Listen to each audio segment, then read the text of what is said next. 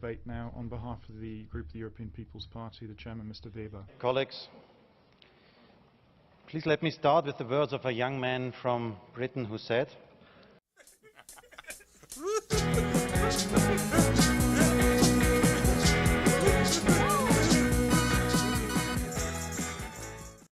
"We will never know exactly to what extent we will miss opportunities, friendships, weddings and experiences.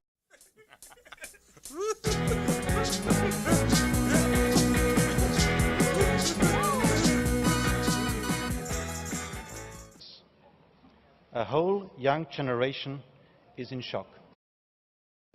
More than 73% of young British wanted to stay European. Their hopes have been destroyed.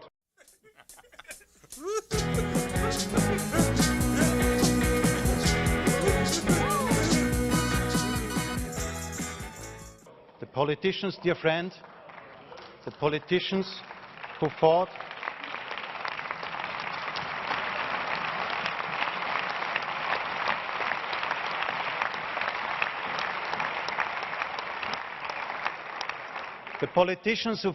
for the Brexit had the privilege to live in a Europe without walls, without nationalism.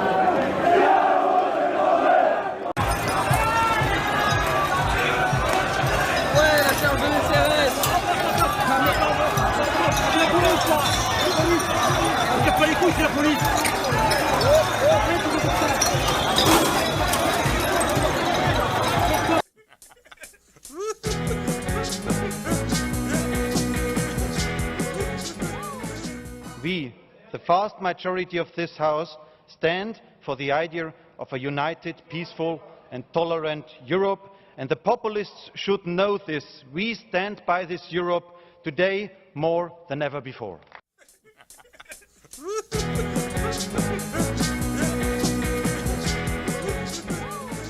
Now concluding the first day of the landmark Warsaw Summit, NATO leaders have agreed to strengthen their presence in eastern Poland and Baltic states against Russia. NATO military forces will be deployed there for the first time, along with increased air and sea patrols.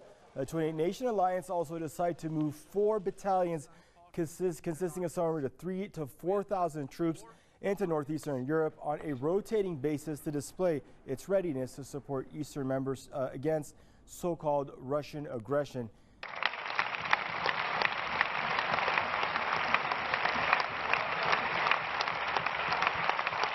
And someone else has won too. Those who spread hate and who use any tool they can find, even lies. The worst liars can be found among UKIP. On Friday,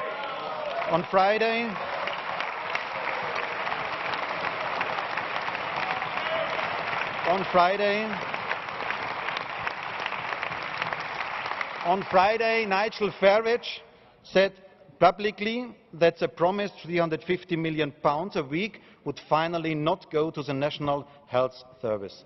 It had all been a lie. I ask Mr. Farage, if you had an ounce of decency in you, you would apologise today to the British. Shame.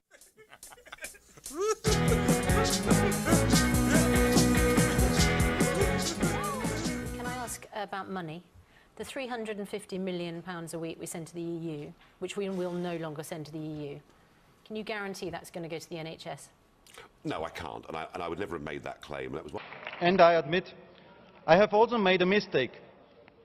I have kept silent. I haven't voiced my opinion.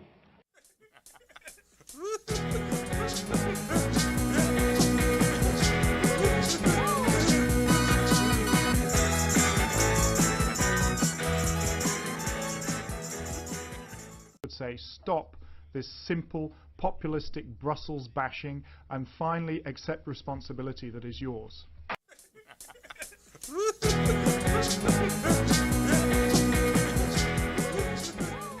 fears that Europe's refugee crisis could turn into a humanitarian disaster was addressed by European Council President Donald Tusk today.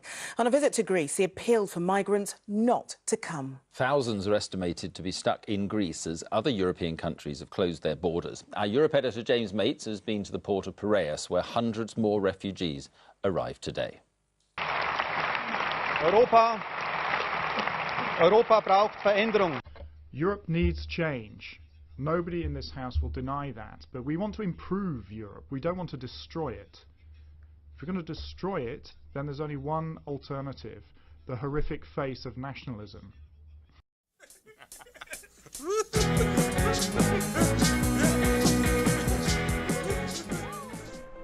The European elections are approaching, and they are likely to be remembered mostly for the growth of nationalism across the continent. In more and more member states, Eurosceptic anti-immigration parties are on the rise. Here are a few examples. In France, Marine Le Pen's Front National obtained an unprecedented success in the March local election. In Britain, the role of protest party has been taken by Nigel Farage's UKIP. We've got a chance, 4.5 weeks from now, of causing such a shock in the British political system that it'll be nothing short of an earthquake. But other countries are dealing with way more extreme movements. In Hungary, the Jobbik party has also seen its support soar in recent times. In April, more than 1/5 of voters chose a party that in the past has defined Jews as national security risk and demanded detention camps for what it has called Roma deviants. In the Netherlands, the extreme right leader Geert Wilders has recently managed to attract everybody's attention with a particularly xenophobic speech, even by his own standards. And that's not all. Populist, anti-European and often racist movements rage in many other countries, including Denmark, Austria and Italy. These members of the Femin movement took to the streets in Paris against what they call a fascist epidemic in the EU. But to see how many citizens actually share their concern, we'll have to wait for the elections at the end of May.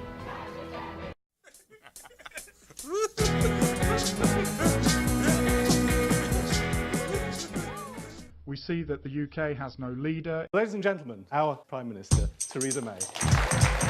This is a story all about how my life got turned upside down. It is split. The Scottish are talking about a second referendum for independence. 4 million people are asking for a repeat of the referendum because of the lies. Johnson doesn't want to trigger Article 50 and has put forward no plan as to how they should make headway. The British pound has lost value. The summer holidays of Brits will be more expensive, and this doesn't just affect the UK. In the Netherlands on Friday, the pension fund lost 3% of its value. The Dutch pensioners are looking forward to further cuts in their pensions, and I think Mr Farage and Mr Wilders are at fault here. And at the side of Mr Farage you have Mr Putin, who's extremely pleased about this result, and I think that says a great deal.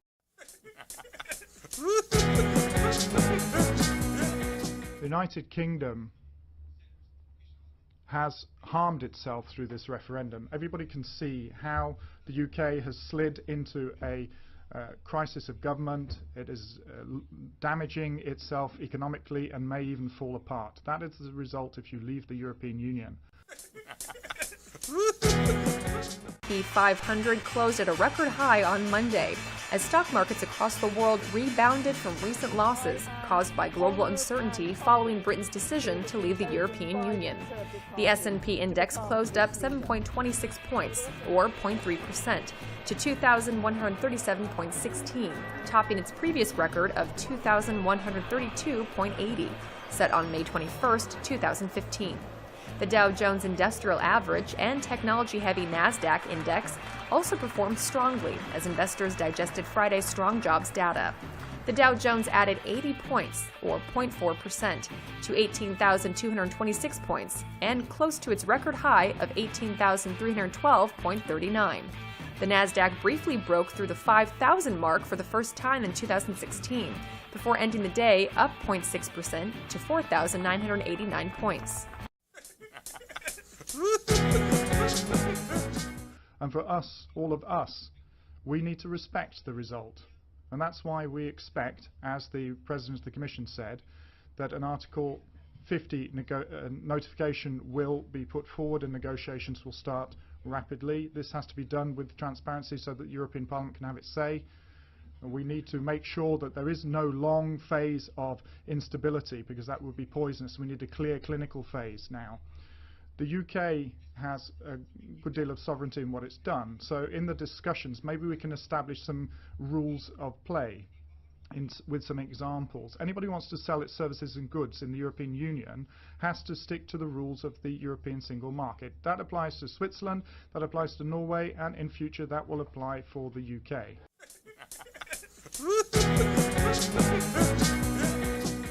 The second example that I'd like to pick up on. Anybody who wants to take Polish craftsmen, Lithuanians and other Baltic nurses and hospital staff, if they are being refused access, then we cannot accept that, because we cannot have first and second class citizens. The UK has to understand that too.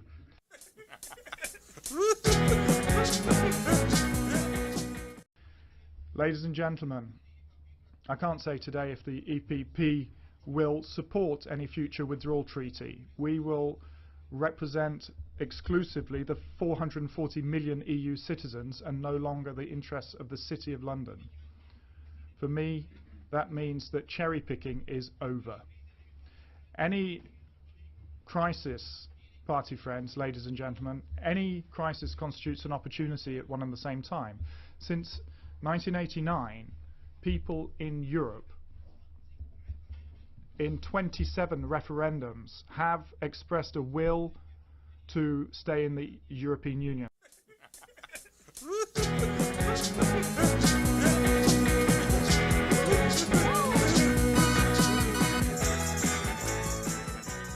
And here we have the UK referendum, but the overwhelming majority of the population of this continent want to tread the path to a future European Union together. And the answer that we can give is relatively straightforward. People expect of us politicians just one thing: do your job.